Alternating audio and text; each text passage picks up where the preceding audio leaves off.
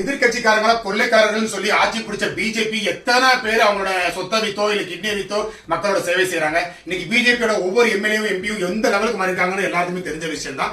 BJP ஆட்சிக்கு வந்த உடனே வச்சிருந்த முதல் அஜெண்டா என்ன தெரியுங்களா?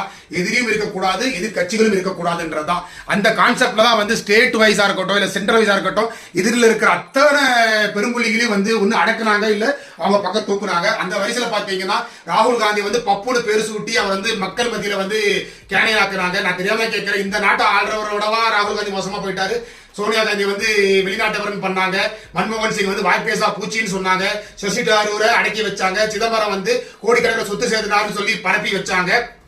இப்போ ஆம் ஆத்மி கட்சி வளர்ந்துட்டு வர சூழ்நிலையில பஞ்சாப்ல வளர்ந்துருக்கு, டெல்லியில நல்லா வளர்ந்துருக்கு, கோவால காலடி எடுத்து வச்சு ஒரு நேஷனல் கட்சியா மாறுற இந்த டைம்ல ராகவ் சத்தா, சந்தீப் பட்டக், அப்புறம் அசோக் பிட்டல், அப்புறம் ஹர்பஜன் சிங் மாதிரியான முக்கியமான ஆளுங்கள்லாம் இவங்க பக்கம் தூக்கி இருக்கிறது வெட்ட வெளிச்சமா என்ன தெரியுதுன்னா, ஜனநாயக கொலை நடந்திருக்குன்னு நான் சொல்லுவேன். ஏன்னா எதிர்கட்சி இல்லாத ஒரு ஜனநாயகம் நல்லாவே இருக்காதுங்க. மக்கள் புரிஞ்சுக்குங்க. ஏன்னு கேட்டீங்கன்னா, மக்களுக்கு மோடி மேல இருக்கிற மோகம் குறைய அடுத்து மோடிக்கு அப்புறம் அடுத்த தலைவர்களை வச்சு பிஜேபி ஆட்சியை பிடிக்கணும்னா எதிரியும் இருக்கக்கூடாது, எதிர்கட்சிக்கான தலைவர்களும் இருக்கக்கூடாதுன்றத தெளிவா இருக்கிறாங்க.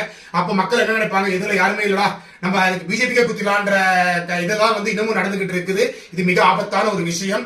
ஸ்டேட் வைஸ் பாத்தீங்கன்னா DK சிவகுமாரையும் தூக்க பார்த்தாங்க, ஆனா அவரு அந்த வலையில மாட்ட கிடையாது.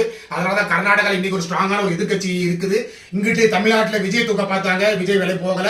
ஆனா எதிர்காலத்துல எப்படி என்ன நடக்கும்னு சொல்ல முடியாது. அப்போ ஸ்டேட்லயும் சென்ட்ரல்லையும் எதிர்கட்சியே இல்லாத ஒரு ஆட்சி நடத்தணும்னு யூகிக்கிற பிஜேபியோட ராஜதந்திரத்தை மக்கள் மட்டும்தான் உடைக்க முடியும், மக்கள் சக்தி மட்டும்தான் உடைக்க முடியும். இதை புரிந்து கொள்ளுங்கள். நான் இது ஒரு காமன் மேனா தான் சொல்றேன். நான் எந்த காங்கிரஸ் காரனும் கிடையாது, எந்த பிஜேபி காரனும் கிடையாது.